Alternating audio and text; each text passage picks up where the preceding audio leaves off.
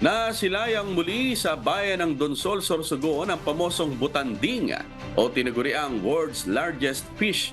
Sa Facebook post ng Dangkalan Beach Resort kahapon, December 25, apat na butanding ang muling nagpakita malapit sa baybayin ng Donsol, Sorsogon. Una nang nagpakita ang dalawang butanding noong ika-21 nitong buwan sa kapareho ring lugar. Itinuturing ng mga taga-Donsol na biyaya ang butanding dahil isa ito sa mga tourist attraction sa kanilang lugar. Ang whale shark o butanding ay madalas na namamalagi kung saan marami ang kanilang makakain tulad ng isdang tamban, pusit at hipon. Karaniwang lumalaki ito na umaabot sa 20 metro at may bigat na hanggang 34 na tonelada.